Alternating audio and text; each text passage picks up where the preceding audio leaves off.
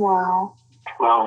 Wow, this is some really deep stuff. I don't know what just happened, but something happened inside of me. Something snapped. Something. I wasn't expecting that either. Sorry. It's okay. It's all right. It's beautiful.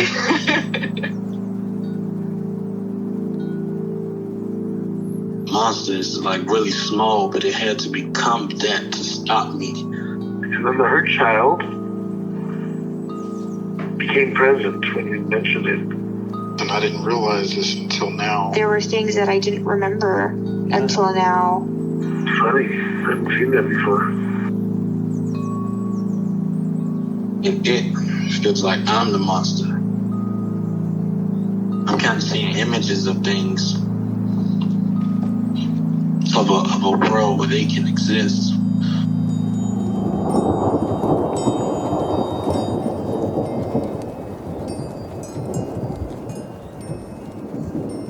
This clarity brings all kinds of answers.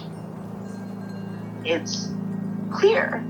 She hugged me and then went back to her place, I guess, in my heart. Oh, it wants to come out. It wants to bippity boppity boop Cinderella me.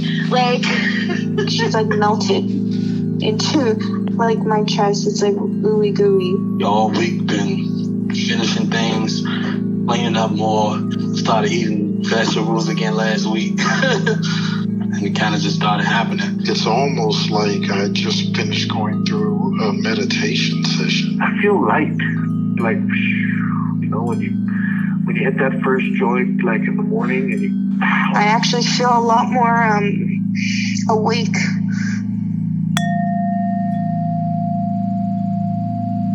I like it when dreams just merge into the real world.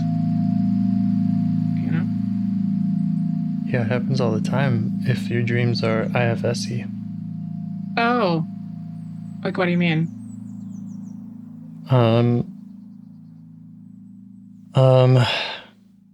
That's kind of my trailhead most days. Really? Mm-hmm. You might have a certain kind of dream and then that's where the part surfaces? Like last night I dreamed that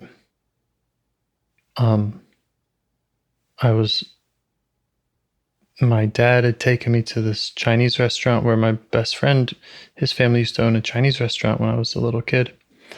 And I couldn't quite get in to the restaurant in the dream, and I kind of needed my dad's help or something. And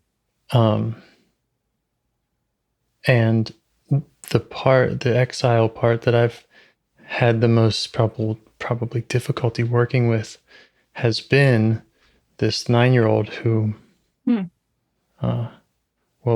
I was that age, that friend of mine was drowning in the deep end, and I jumped in and saved him and pulled him out from the bottom. Whoa. And you swam him up? Yeah. Wow. Yeah. And then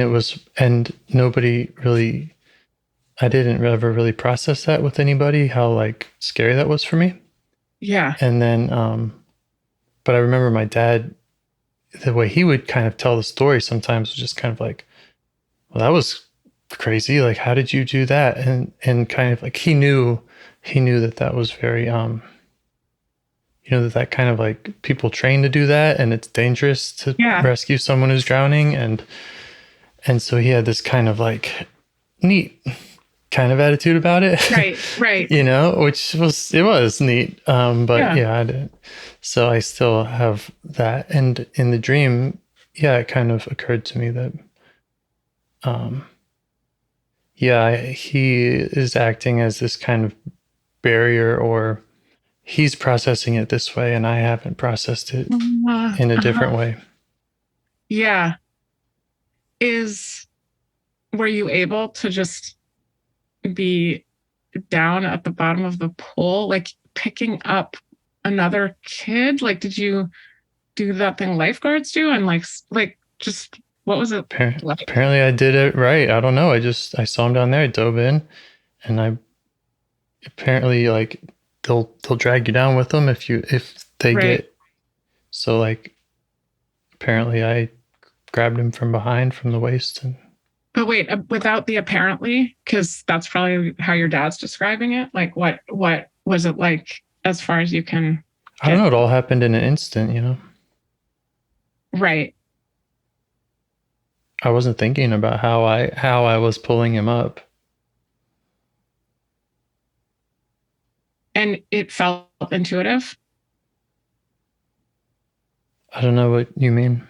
Like you were like, I know how to do this. Like I will. No. In fact, there were 100 people there. I mean, I didn't even call out to anyone. It was at a pool party. There were adults and other kids everywhere. And how deep was the water? Like 8 feet or 6? It was, it had a diving board. It was a proper deep Right. end, but it wasn't like an Olympic crazy deep end. Right. But how do you get back there when, like, what do you think was frozen? In parts? Yeah, and that 9-year-old, yeah. I actually still haven't quite fully processed that. Yeah. I mean, I've revisited it many times in my parts work and in other work. Yeah. But I don't have the big conclusion for that yet. Right.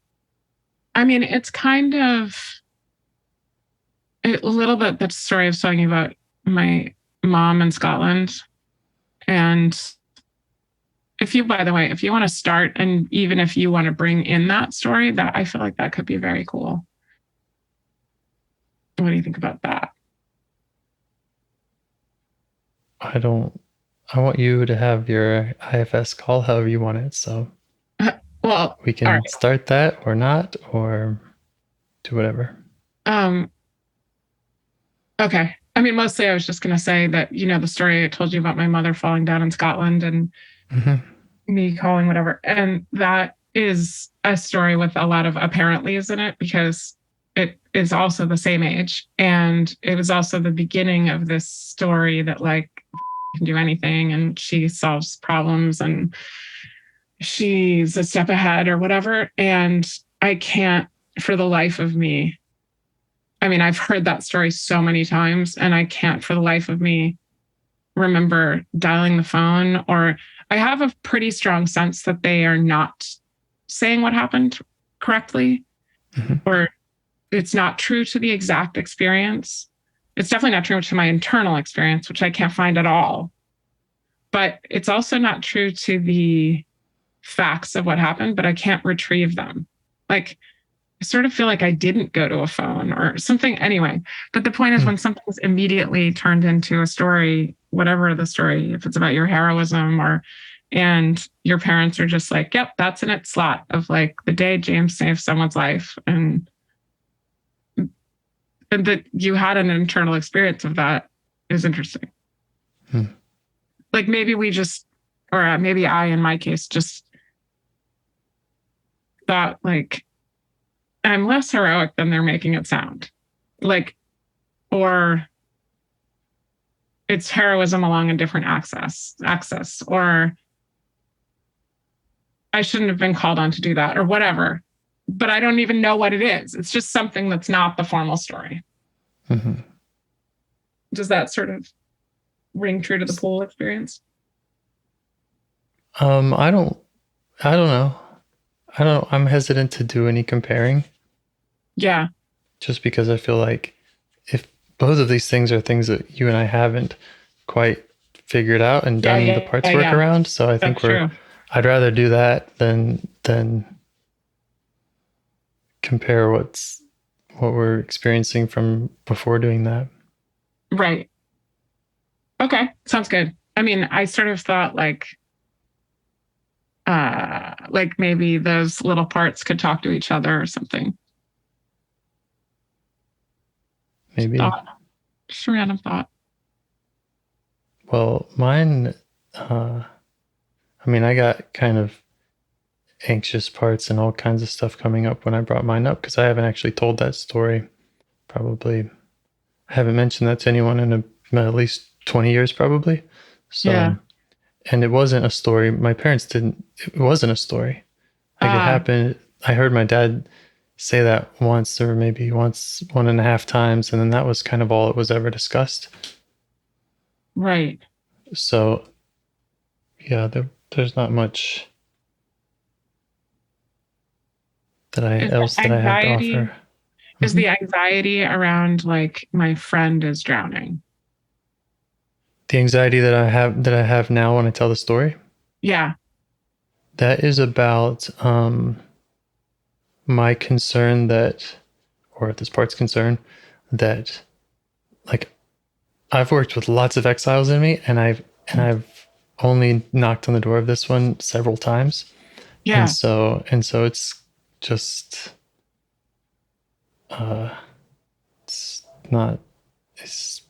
it's been this kind of barrier, or like, yeah, I just don't know. And so that's the anxiety, is just in sharing it, because I don't know what's on the other side. Any Yeah.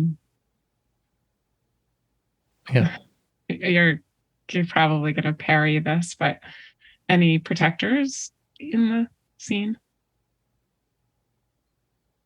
Yeah, several. What are those guys like? Well, I think one of them is that anxiety, saying like, don't go there. Yeah. I think there's some there's kind of, shame's the wrong word, but it's kind of like, damn, how have I not done this yet? Because it's been on my list. It's like I look at this note to myself to do this work almost daily for over a year. It's like right at the top of my list of parts to work with, and I kind of keep just beating around the bush, and so I have this kind of like, yeah, shame, or like, what the fuck? Why can't I work with that? Why can't I go there? Right. Like it's a task. Yeah, or like it's a failure of mine to I don't feel that way about other parts. Like, all exiles are tricky to get to a degree, but I feel like I'm good at it, and I can like go there. And this one I don't feel like I'm good at getting to know. It feels like a little incompetent or lacking in skill. Yeah, more like lacking in discipline or courage. Mm-hmm.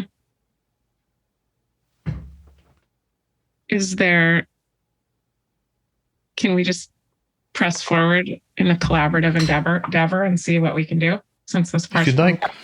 Okay, cool.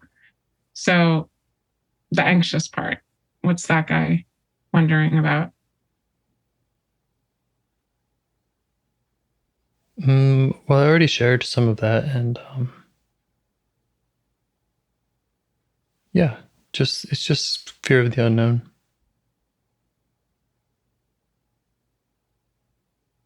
Does that part come up other times? Yeah, that part. That's kind of maybe similar to my anxiety in many like sessions when I'm doing practitioner role, where I'm like, I don't know what's gonna happen. This could be. I don't know what's gonna happen. It's scary. So yeah, that. But that sounds wavy, a little like thrilling. It can be. Is there any thrill around this one? Yeah.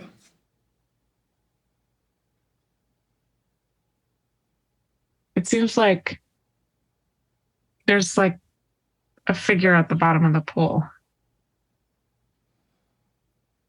No,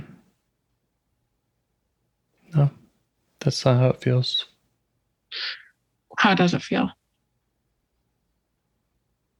I'm the feelings I had. I can feel what I felt on that day, which those are exiled feelings. Yeah. And like, I know what those feelings are, and I can feel them.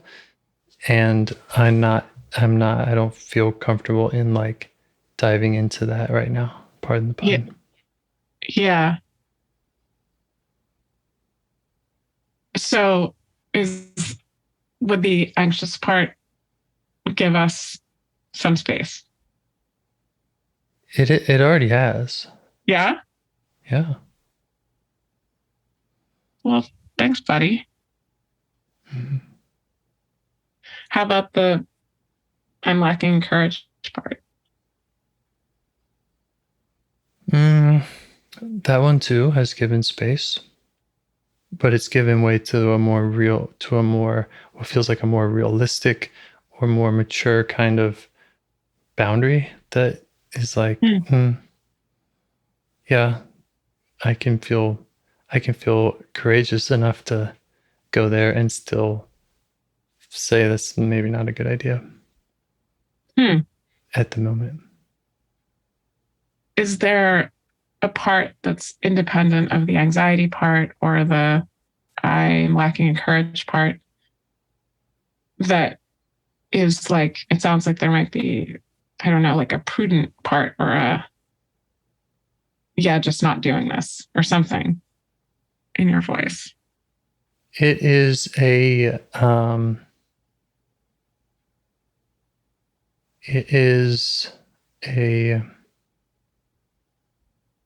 just wariness of where you are in your, like, what's your goal and what's your skill level in guiding.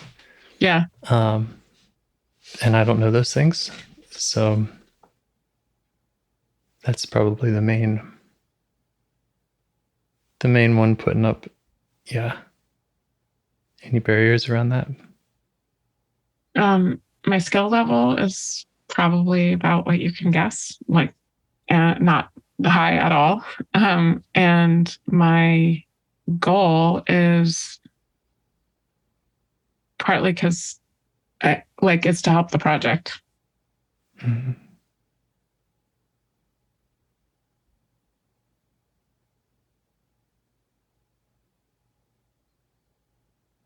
Yeah. And I've thought about doing more of my own parts work and publishing that, but I would be more intentional about that. Right. Well, as you know, I like to get close to protectors. So even if there may not be enough trust to approach that exile, I do think the protectors, apart from the anxiety protector, seem really interesting. Like the lacking in courage and the maybe the, I don't know how you would describe that other part, but the part that is concerned about goals and intentions and skill level. Mm-hmm. And I do really appreciate. It sounds like you have good intentions, and I appreciate. It feels like you care, and I like that. So, I hope you're not hearing any of that as like, fuck off. But oh, not at all. But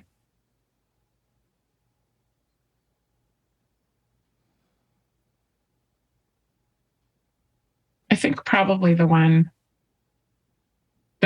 of those protectors as I see them, the one that I would want to know what self feels about is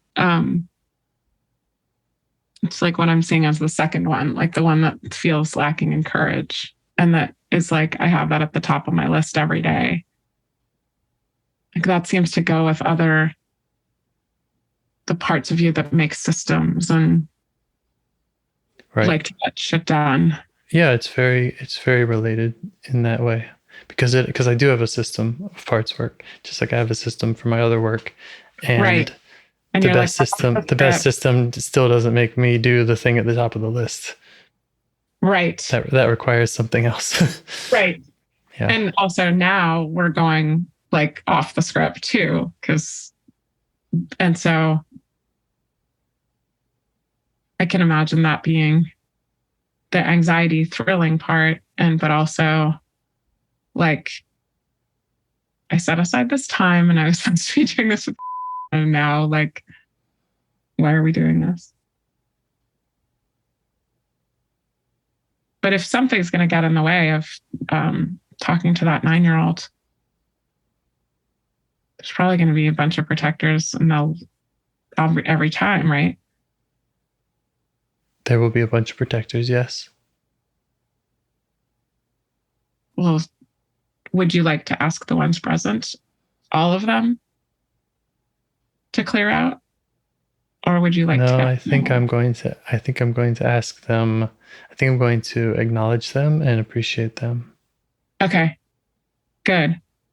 Well, the one that keeps you on task is great, right? I mean, come on, that guy's a champ. Mm-hmm. I'm not sure which one does that.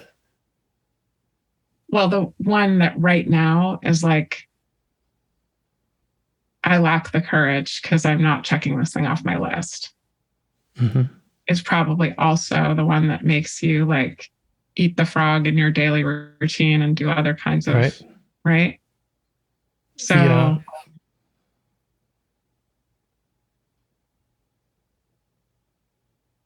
I don't know. I'm saying yes, but I'm shaking my head no. Okay. So tell me about the protector, that protector. And how you feel about them. I don't want to. Okay. Yeah. Did the window just close? Yeah, I would prefer not to continue with this exploration at this time. At this time. Okay. Mm-hmm. Well, I'm here if you ever want to test my. I really appreciate it, and I might take you up on it. I'm serious. It's like, that's awesome. Because I have to think from this project that it's collective work, like parts talking to other people's parts and selves talking to selves. It's just how, I don't know. I like your original idea so much of other kinds of facilitations. And anyway. And I don't have any skills. Of course you do. Well, I care. That's the most important, isn't it? Yeah. Yeah. Thank you again. My pleasure.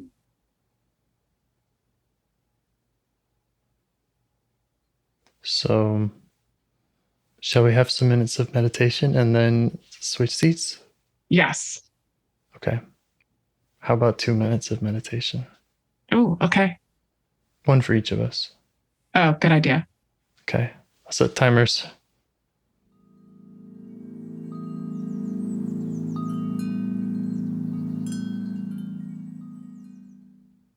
Okay. Yeah. That was 2 minutes. So how about you? Do you have any parts that you would like to get to know better?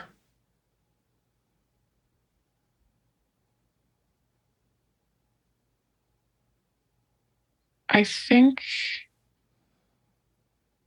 I'm feeling pretty buoyant and like light. And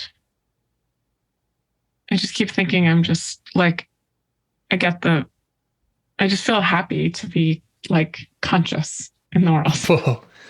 Bravo. It's just amazing, isn't it? Like it is. Right?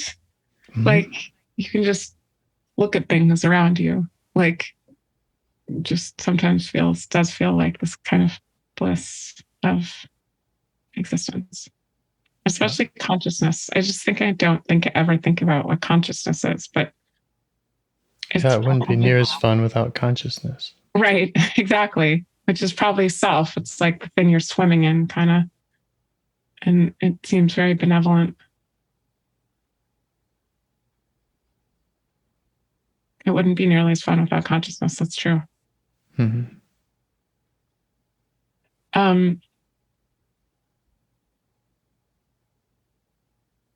I guess, it feels a little bit like almost like detached or something to, maybe it's just kind of interesting to sort of do parts work when, I'm not at the, on the brink of an earthquake, like where I'm not really, like this close to tears or something's pressing in parts life. aren't up. Doesn't feel like you have a bunch of problems to solve. Yes, exactly. And you've helped me at like kind of extreme moments. And yeah, I mean, I think I sent you from there's an app called, what's it called? IFS Guide. And it lets you just like make an inventory of your parts. Actually, you know what? Definitely have a question for you, which is like the original question I had for you about, I need a head count. I think that still is a question. It's still like parts just seem to merge and separate, and I can't tell if they're one or many. Like I keep thinking about when, like when you're a kid on a long road trip with your parents, and you're in the back seat and with nothing to do. Okay, so it's raining, and there's a really specific way that raindrops look on car windows. And just like, I just would get obsessed with like, that little guy has to get down past these other ones. He's right. And you like have this whole story. And one of them, but then like sometimes they merge, and like the like water things that keeps them separate breaks kind of, and then two become one. And that sort of feels like what the parts are doing right now. Like they're just trying to find the one that they're supposed to be merged with so that they turn into the right number. And so what I did on this app, and I don't know what the right number is, but what I did on this app is do all this consolidation, because sometimes something comes up and it has like really clear needs and boundaries, and it's like a protector. And it's just so limited in what it needs to do. It just has this one task. And so it finds itself so clearly in that one task of like, protecting this exile. And the task is just very, like, I think one time you were like, exiles have all this depth to them, and protectors are like, people in a bureaucracy that are like, my one job is to, oftentimes, yeah. Right. Yeah. Oftentimes. And so when the protectors are in their one job, I just think, well, that guy's job is to open and close this, it's like this like record book or whatever. But then I learned that like, oh, that same guy actually has more tasks. And so he actually has a title, he's the assistant director or whatever. Right. But I'm not that good at it. Like, I'm not that good at, I tried to consolidate them. I do think that the names that I settled on for them work. And, but sometimes I'll say, I want to check in on this protector site, and the protector has a name. And let's say when I was having a lot of stomach pain, and their protector's like mad at me for not taking care of my health. And then I tried to go to the exile, which is like this pain. But since then, I've discovered I have like just straight up problems with gluten. So I stopped eating gluten. So I stopped having the pain. And then when I see the angry protector that thinks I'm not taking care of my health, he's just out to lunch. He's just gone. I don't know. I can't find him. So there's nothing to check in on. But he was so vivid before, maybe he's just up to something else. Anyway, is there any way we can get back to the head count thing? Yes. So you're saying you're not good at consolidating, and so you're unable to get the head count? Yeah. Also, I don't even know if it's important to get a head count, or that's just maybe me being... Yeah, Heidi. My short answer would be no. Okay. Or to, there's a lot of ways in which I frame things or other practitioners, whatever, frame things to make it more digestible. But, like you'll often hear me say stuff like, well, yeah, there's this many protectors, but there's not thousands. But why not? Maybe there are infinity, Yeah. I also think that the desire, now this probably is parts work itself, but the desire to get it down to a containable, to like a manageable number, like at times, I guess I've heard Dick Schwartz say 30 or something like that. Mm-hmm. But that is part of the desire. So like IFS is mostly this magic, druggy dream state of filled with like thrilling explorations, like what the beginning thing of like bliss of consciousness, so good. But then sometimes I'll take an experience like that and be like, I want this to be part of my life. So then I just start making it regimented, and then it loses the original magic and motivation. Right. Yep. Like the whole thing I was here was to see this like multiplicity of sides of me, some of which are in a lot of pain and, take risks that we're going to use a broader emotional range than I use in regular life. But then I so quickly am like, how can I fit this into a narrower emotional range, And so, yeah, I don't know. The thing that's coming to mind is like, sometimes, go ahead, please finish. I don't know. It's something to do with drugs or whatever, but I can't actually put my finger on it. Go ahead. Sometimes I take a really pragmatic view and just say, my goal is actually to alleviate suffering. Yes. And so I'm not trying to, it feels maybe more noble and more whatever. We're going to get to the truth, and the truth of human consciousness is this, and we're really close to it. And some people are even closer, and it's like, I feel like that's kind of a never ending game. And, we don't have any ways to tell who's winning that game. Yeah. Really. Yes. But we do know what suffering feels like. And so when you say, I feel light and feel good today, it's like, okay, we did it. Yes. That is really interesting. Okay. So, I mean, maybe this is a more like meta conversation about IFS, but they're in a conversation that you had with, maybe you'll remember, but it's the person that invoked Byron Katie. B. And who is it? B. Yeah. When B said this particular thing about Byron Katie, I was thinking that there's something in that work, which I do think is very compatible with IFS, but there's something in that work where, you're meant to be questioning your thoughts, but people can lose track of the fact that you're just supposed to question the stressful ones, because the goal is to alleviate suffering. So like if your thoughts are any good, any thought you have that isn't bothering you is just hold on to it. That's the delight, if it's not hurting you or others, believe in anything. And yeah, so I agree with you that it's it's alleviating the suffering. That's why this work is, all I'm doing is agreeing with you. I do think there's a feeling of unburdening exiles where it's the like length of time that exile and it's being exiled, the length of time that's put a torque on your life or like dragged down your life can be really astonishing. And when that weight comes off, the reciprocal just like joy is just crazy.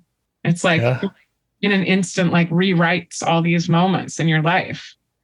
I guess what I'm getting at is this part that I think you actually have summarized as sad mom, which I think is a very good description of it. And so, yeah, maybe we go toward that again, because she feels very relieved lately. And but it's not spelled out in language why she is. It's just that we spent a lot of time with her, and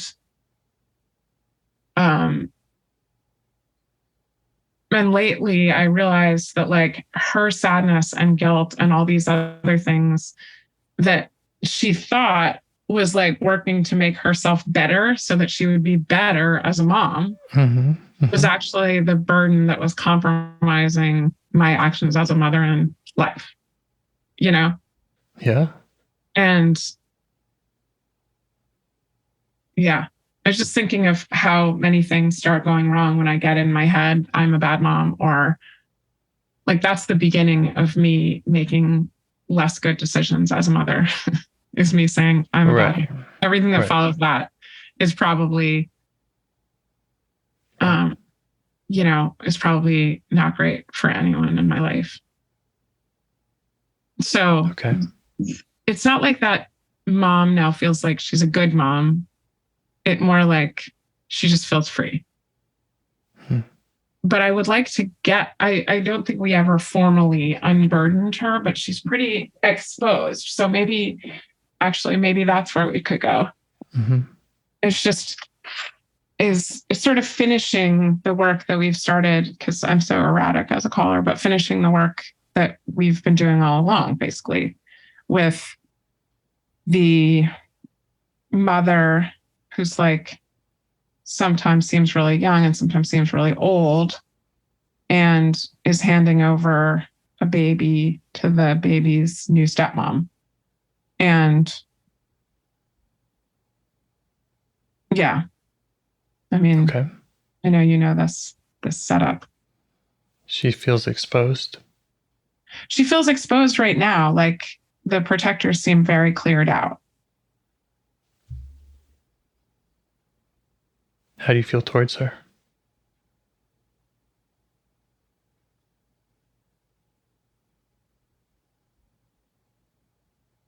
Just kind of like delighted. Like, oh, kid, like,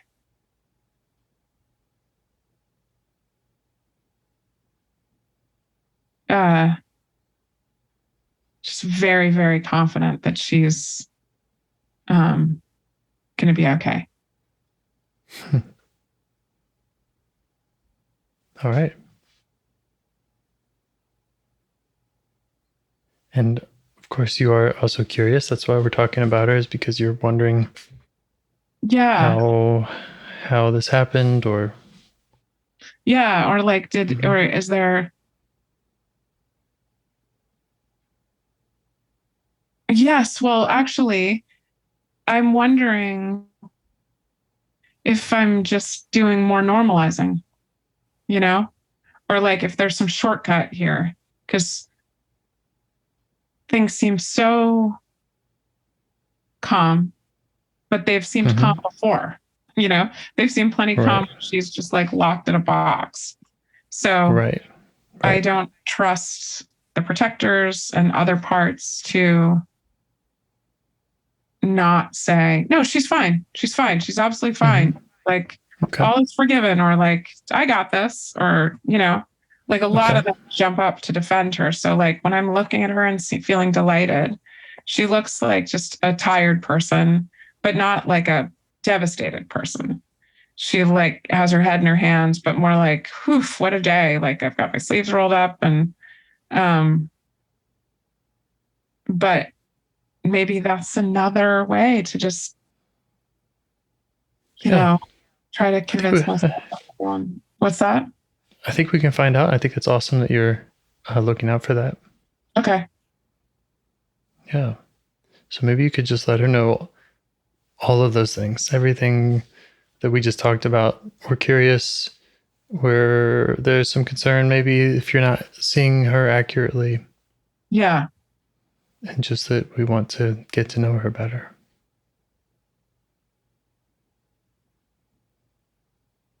Just let her know that. Okay.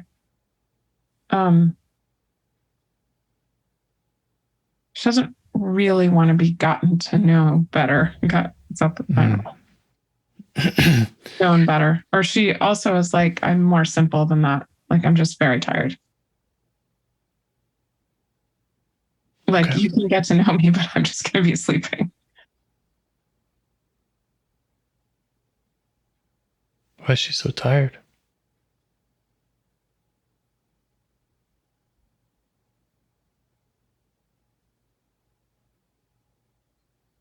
I feel like, I mean, she's been up all night with the baby for so long.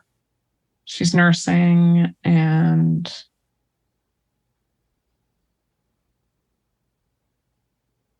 she's kind of like an invalid. Like she's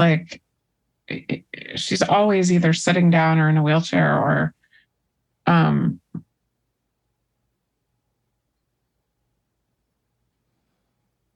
it's just she has the feeling of like the third time the baby wakes up at night when you like actually can't move, you know? Mm-hmm. Yeah. And like crawling to do the things that are required for her. Yeah. To get a bottle or whatever, pup milk.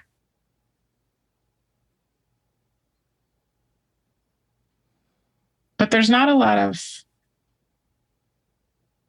there's sort of a feeling like this time, like it is what it is, those tasks, you know, like there's no way around, you know, doing another feeding with a newborn, like at that time.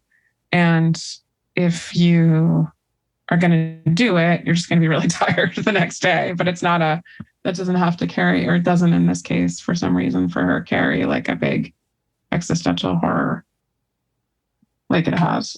That's good. It's good that has relaxed. Yeah. It still sounds like she's spending all of her energy with this baby, on this baby. Yeah. And she also just carries this like very animal like confusion that she has to take care of this baby all the time, this new baby. And yet, you know, her husband has left to be with her friend. And now the husband and the friend are taking the baby. It just continues not to compute with like her limbic system or something, you know, which is like, but I'm supposed to be taking care of that baby. Like I was in a ritual of taking care of the baby. And now, it was my number one thing I needed to do. And now you're taking it. Right. So on the one hand, I can get some rest. On the other hand, I'm supposed to be taking care of my baby. It just will never, it's like in real life too. It just, I think I can never make sense of it. I still don't understand, like, I feel like I don't even understand why divorce of someone with a baby, like, it is an option. Like, I just don't understand how the world works. She's just so profoundly confused. Yeah. Kind of like, it sort of feels like she's a woman who's still lactating and her baby died. And like her body's just like, but I have to feed something, you know? Do you mind just pausing there for a moment? Yeah. Does that feel okay? Yeah. And how would you feel about getting to know more of the emotion behind that? Yeah. I can do that. Okay. And would she be okay with showing you that? She's a little bit on the brink. She doesn't want to give up the earlier bliss, or self is kind of a little committed to its like druggy, happy to be conscious. But well, I wonder if that's a druggy part. Oh. Because I'm talking about furthering your conscious awareness of yourself. Right. Okay. Yes.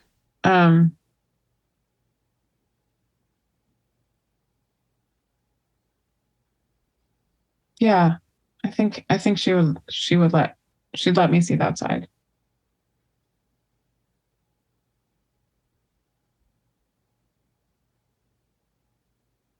Okay, I'm going to get quiet. And if you need any prompting questions, anything from me, just let me know. Okay. So it's a much,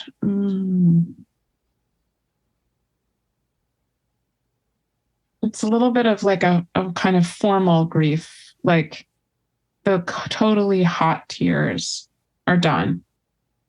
And like the divorce is happening. The baby is going to be with a new woman. And now that she has this moment alone and she's tired, it's like she's sitting Shiva, or she's like at a funeral. I once like paid for a funeral for this woman who'd lost her baby, and like the funeral parlor gives, the coffins are free for little babies, and it was just this tiny coffin, and I just went to choose it. This is in real life, but in the experience of this exile, she's sort of walking through. She's like chosen the coffin. She's just in this very solemn ritual frame of mind. Does that make sense? It's just not like. Does it make sense to you? Yeah, it does. Are you okay? Sense. Are you okay with being with her in that? Yeah. Yeah. Like I'm seeing her, the way she's sitting is more like not in a wheelchair. It's just more like in the pews of a funeral or at a shiva or something, like where you would just sit. And how are you being with her? Like consoling her. Just like. Yeah, so right by her? Yeah.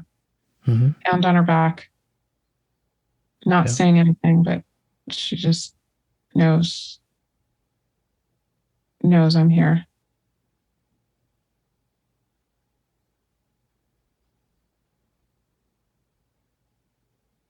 There's very kind of weird, but there's this like sort of comforting feeling that self has and now she has, which is like the baby's not coming back to life. Finality. Yeah. Yeah.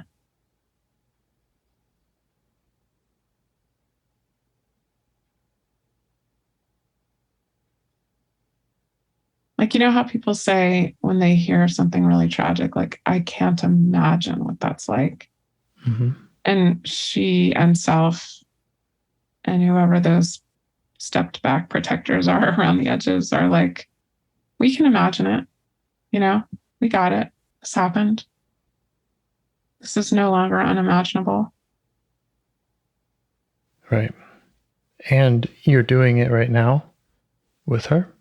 Yeah. So it's not merely imagining, right? Yeah. Mm-hmm. It's just like when people say, I can't imagine that happening, which when my husband and my friend, whatever, he let, the whole story, then people would say, I can't imagine that to me. And I would sort of think, like, don't call my experience unimaginable. Like, maybe it's out of the realm of possibility for you, but apparently it's it's like right in my face right now. So it's like very, very imaginable, meaning it's right here. So I don't even need to have a leap of whatever. And other people expressing that was kind of isolating? Totally isolating. Yeah. Like, just, I guess it's an expression of sympathy, but that particular I can't imagine is like, I mean, I'm not blaming people for saying that. Well, I guess I am. But anyway, the point is right now, everyone present in this internal family is just kind of like, we're here with reality. Like, it is our reality.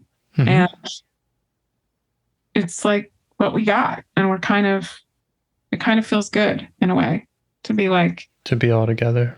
Yeah, to be all together. And it really feels like a family all sitting around. Mm-hmm.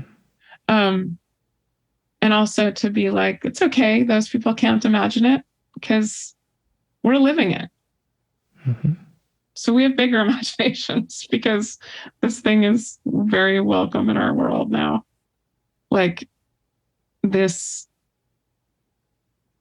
I don't know, there's some comfort in like, this really happened. Like it could actually, it's right now, I'm thinking that, as you know, this event, which, just to summarize it, of course, my husband fell in love with a friend of mine, then they left, and then they got more, like 40% custody.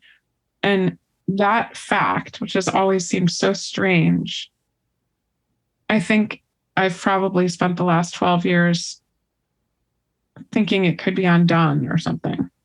Like, it seemed like something that happened so fast that, like, if I had just turned the wheel the other way, I wouldn't have lost my legs, Mm-hmm. And so, like, I go back to that moment and just feel paralyzed. Like, my life's changing in this second. And everything I thought, my friend, my sense of myself as a mother, my marriage, at that time, my religion, my living arrangements, like, are all changing in 1 second because two people fell in love with each other, like, independent of me. But I go back to the moment over and over again where it seems like it could change. And right in this moment when I'm sitting with sad mom and it's like in a funeral and there's a small coffin, the coffin's just is proof that it's not going to change. And there's like a strange comfort in that. Does she feel comforted? Yeah, she does. She feels kind of brave, and because she's sort of seen the truth all this time. Yeah, she's been kind of alone with the truth. Yeah. And like when you've been sleeping with and nursing a baby every night, and then the baby's gone from your body, even though the law and culture and other people can tell you like this is just fair and the baby's staying somewhere else, it just feels like your baby's dead, or she feels like her baby was dead. And now everyone understands that that's how the like mammal in her experienced this. And they're not like, the baby's not dead. They're not like trying to talk her out of it. Right. And that feels really good. And she's like, yeah. Look, like there's a coffin. Like now you can see what that felt like.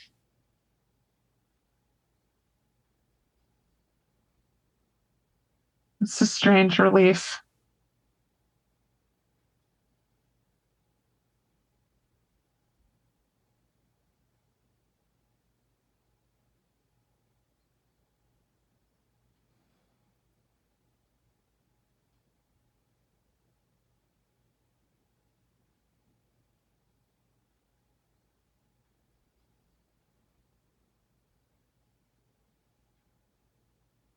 It's almost like she's just an animal.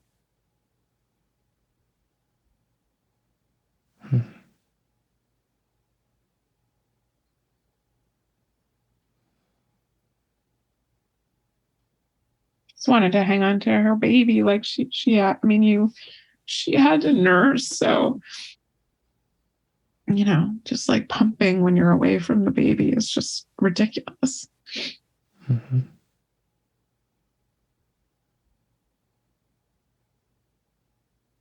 Just like reaching for the baby and then just like missing a limb or something and then just like phantom limb pains. It just felt so inexpressible. And also so exaggerated. Like the protectors are like, oh, for fuck's sake, you're not the first person ever to get divorced in the history of the world. Like, can you not, with the dramatic, you didn't actually lose a baby. You shared custody, right? And then she's just like, no, see, I did. Like, to me, I did. Right.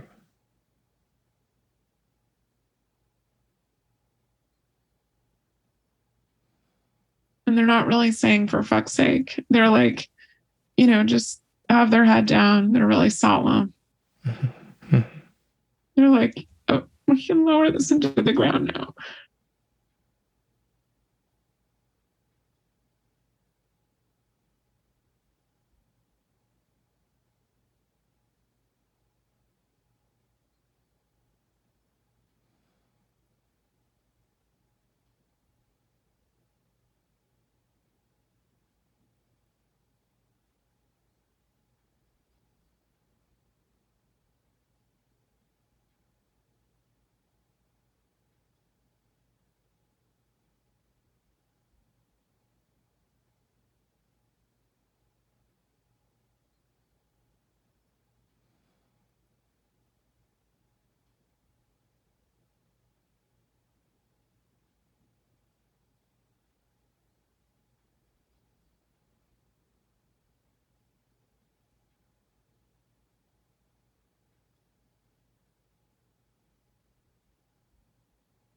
It just has some finality to it. Mm-hmm.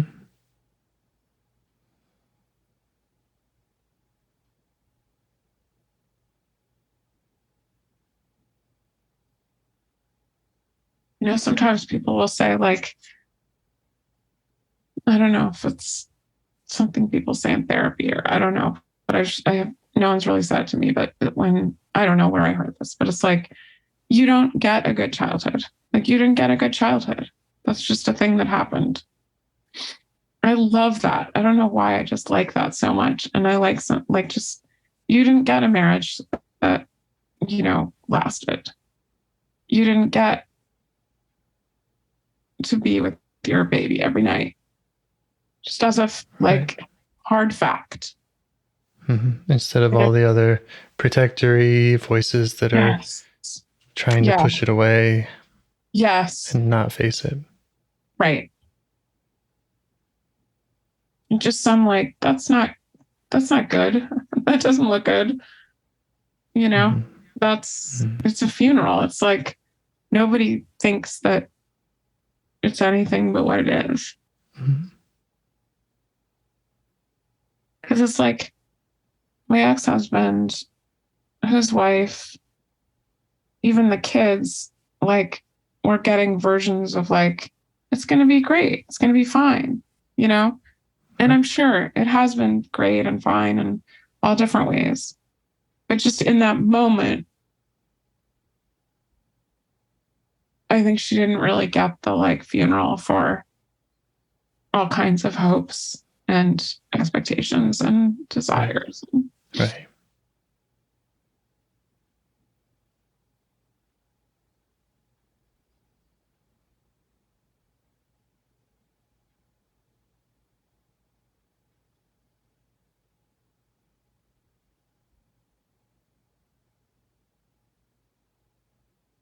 One thing that is making this like a funeral like less tortured than it might be is that it almost feels like a funeral for someone who lived 120 years. Like they lived like such a long life and it was so good. And, we loved her so much. And it's just it doesn't matter whether she's a baby or whether she's 120. Because of the amount of your love that you gave when you had. Yeah. Yeah. Mm-hmm. Yeah.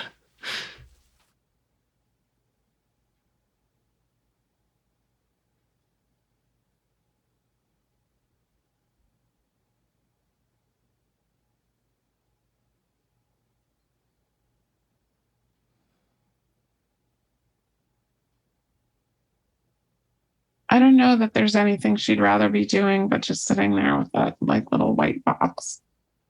Mm-hmm.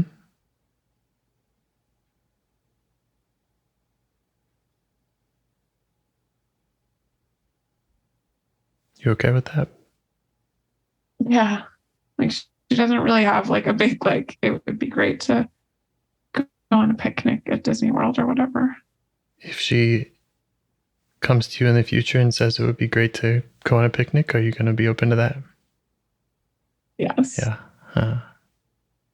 I mean, the question right now is if she's ready for a burial, but I don't think she's not really rushing that right now. But I think sometime she'll be ready. It's interesting. The finality is she's been stuck in the moment where she can't believe this is happening. And it feels so good to just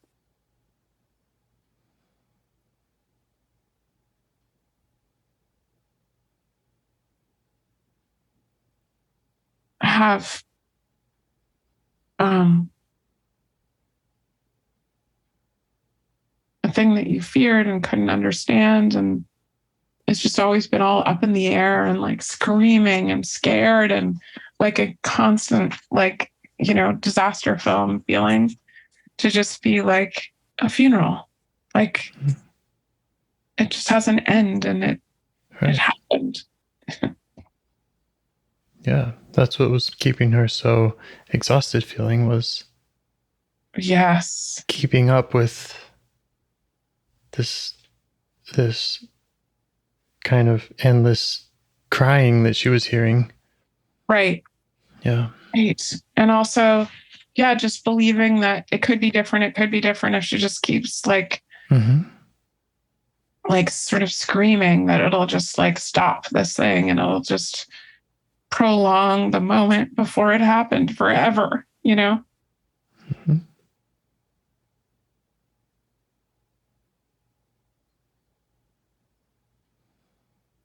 But that is so exhausting. Yeah. Trying to stop the next moment from happening is just a crazy task. Yeah.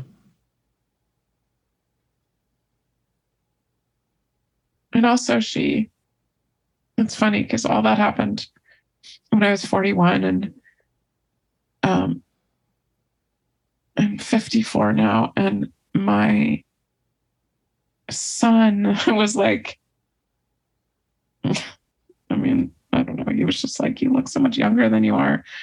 I always just think you're 41. I was never, I don't know. That age, I just felt very technicolor, and it's just, it's interesting. I wonder if there is any way that my son sees me as stuck there also in some way. I have another theory. What's that? Your son's parts whom are grieving. Yeah. Or, yeah, they're stuck there. Yeah. Yeah. Yeah, he was 4. Mm-hmm.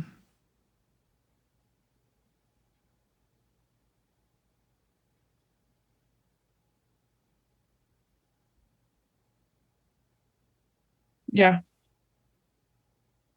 I mean, my kids and I were such a unit at that, that Right. it makes sense. He looks at my face and sees me as that age because he's frozen at the age he was, Mm-hmm.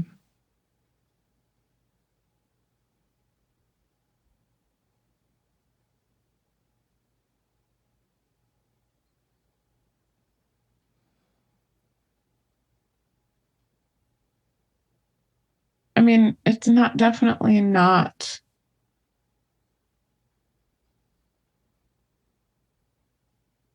in my mind the actual child that I was handing over, which was, the younger of the two, whose funeral we're at. It's just a set of hopes and expectations, and that just seem very precious. Yes. And that was your original question to me. when you first contacted me. Yeah. Was, what is this baby? Yeah. Yeah. Is it me? Is it my daughter? Mm-hmm. Yeah.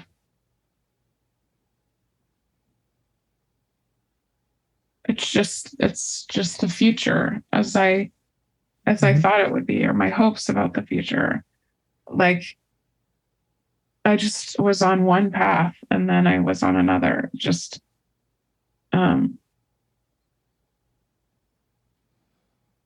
there was this time in my life where some people threw me a surprise party, and only once, and I was told I was going to have to do this thing, like basically give a talk. And so I was dressed for the talk and prepared to give the talk. And then I arrived in this space and everyone said surprise. And then, the night unfolded and it was fun and a crazy fun party and all these people came. And truly the whole night, and even sometimes now, I'm like, but I have to give that talk. Like the cover story, like I realize on a different, like there's like some sliding doors situation where I just believed the thing that was supposed to happen. Then there's this like dramatic surprise, but some part of my cells is just going toward that thing that I was prepared for, Right. Like various times in the night, I'd be like, actually a couple of times I said out loud, like, is this before the talk I'm supposed to give? They'd just be like, no, like you're just at someone's house at a party. But anyway, it's still surprised by that part. Yeah. And it was 20 years ago. But they had told you were going to give a talk, but that was the cover? Yeah, that was the cover. Exactly. Yeah. Yeah. So the people closest to you were lying to you, and you were prepared for something. Yes. And it was a shock. Right. And it is very close to, in fact, when my husband was sort of breaking to me the bad news,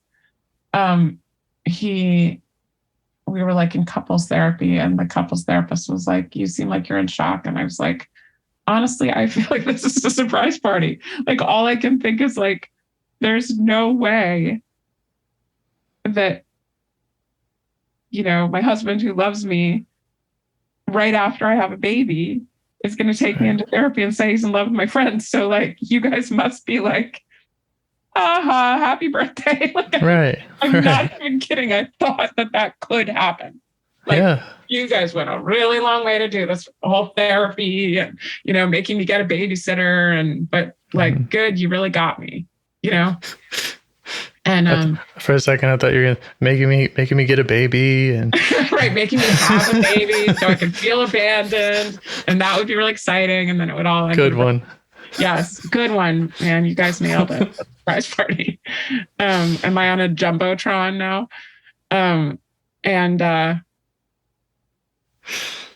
Yeah, and they just sort of like looked at me like I was crazy. Like they were like Rosemary's Baby people or something. They were like, nope, we're telling a bigger story around you and you're a pawn in that story. Like I felt like the therapist was saying that too.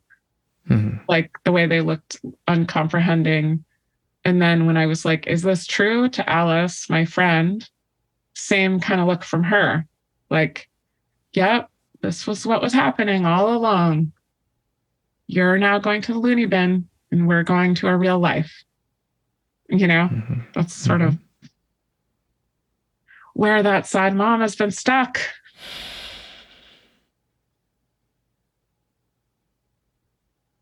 Yeah. But she does know how old I am. And she also knows, like she's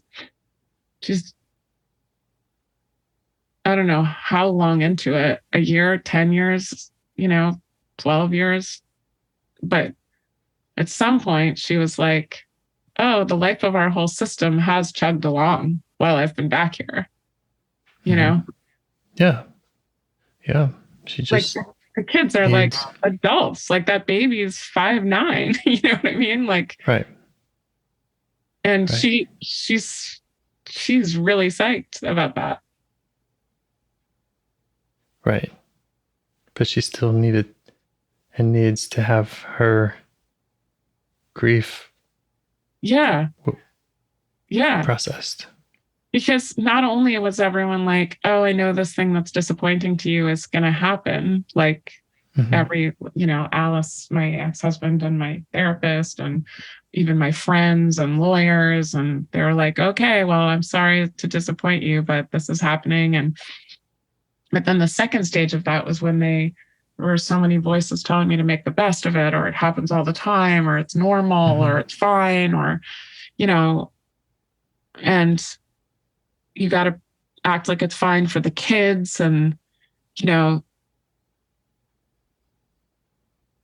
a lot of, family members who hadn't liked the marriage or hadn't liked my ex-husband or whatever were like, this is so good riddance. And so, like, not only do you have to accept this, but it's like the best thing that ever happened to you, off and running. And that meant that she's just been back there with her crazy grief and also efforts to stop it from happening. I can't tell you how much, like, I can almost just blend with her and have her and me tell you, but we can stop this from happening. Like, did you say, but you can? Yeah. Like, it's like a multiverse. Like, right over on the other side is 2011 and just the same me, but me at 41. Yep. And so that's her. So that's her going back to the time. And I think that's kind of you staying with her and kind of re-inviting her to that funeral, to that whatever the next step is. Yeah. And because maybe she's not ready to be fully unburdened and come join you and go to the beach. But but continuing to invite her out of that original time and just to that next step. Yeah. Which sounds to me like this grieving process. Yeah, that's right.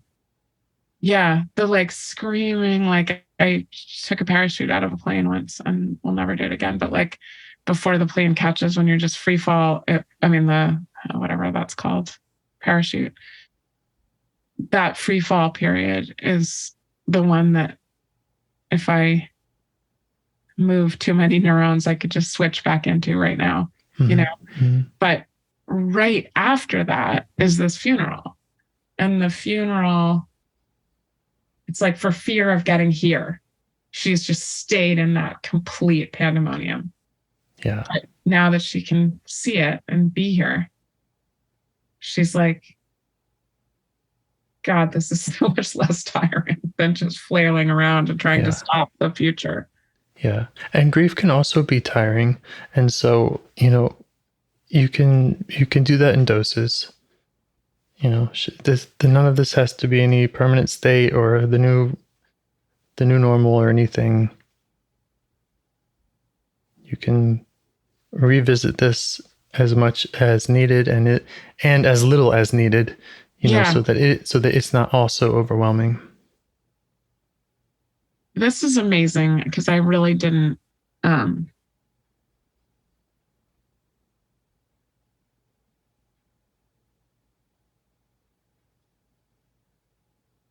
It is amazing. It is amazing, exactly.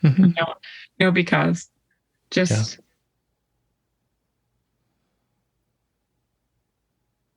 there is a kind of simplicity to it. Like, I don't know, I hope this isn't too morbid, but when I did for my friend, like go pick out this little white coffin, and just the way the funeral parlor place was like,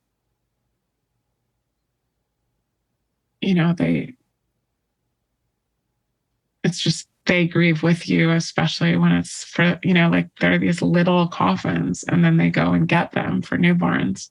And, they're not out there for people to pick out in advance or whatever, shop for.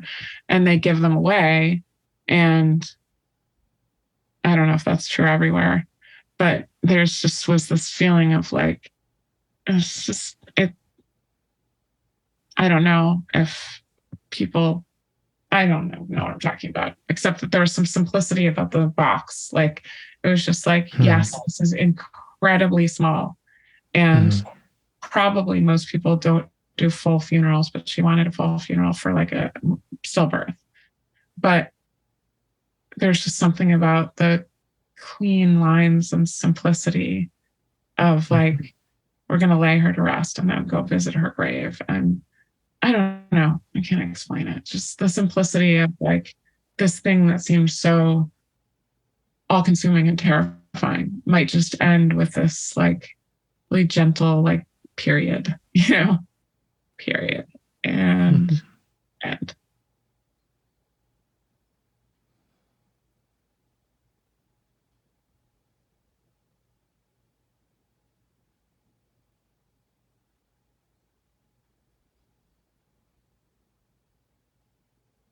Where does, now that she's in just physically and seems to be have moved into this place where she just kind of wants to sit calmly, is there, like, do I just check, do you think like if I checked in on her and ask her what she wants, how she wants it? I knew you were going to say. Okay. You just wanted to give me a chance to talk. Maybe.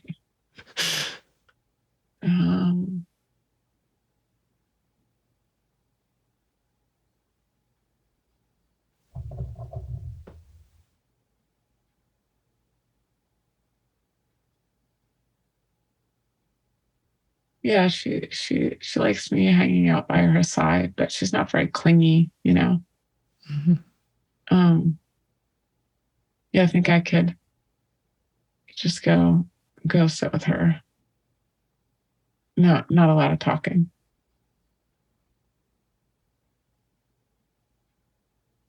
Yep. And if there's anything she wants you to bring her, yes, or to change about the environment at all, you can offer that.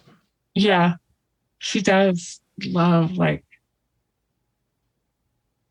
just like traditional casseroles like that my friends brought, right after my babies were born, and I brought them just these old-fashioned covered dishes like that would seems like it would taste delicious to her.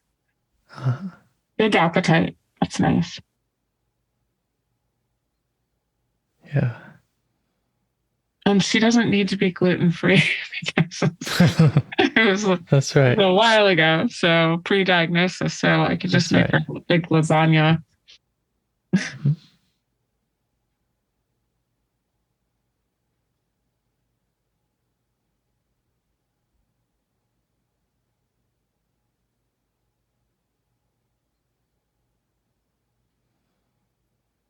Any other questions for me? Anything I can do?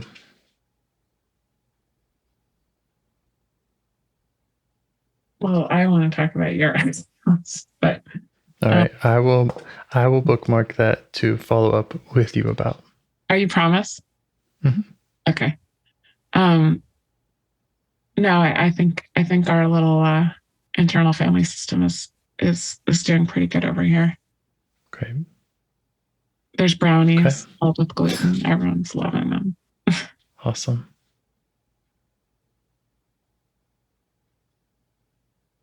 Good work. Thank you. Thank you. Keep me posted. You got it. Okay. Talk to you soon. Yes. Talk to you soon. Okay. Bye. Do you want to help bring more self-energy to the world? If you'd like to participate in calls or help out with this project in any way, I'd love to hear your ideas. Join the Discord server or contact me at james@liveifs.com. A huge thanks to our audio engineer, Yvonne, for your care and diligence in editing the calls. To every caller for your courage in sharing some of your parts. And to anyone out there getting to know their internal system, keep going. Who knows? That might be the most selfless, helpful thing you can do for others, and you're the only one who can do it. If you'd like to see us reach the largest audience, we must please the almighty suggestion algorithms at iTunes and YouTube. And they don't care about the power of IFS. They're looking for likes and shares and comments, and the sooner the better. Follow the links in the show notes right here in your podcast player to make your wishes known. And now, a minute of meditation. Or if you prefer, pull over.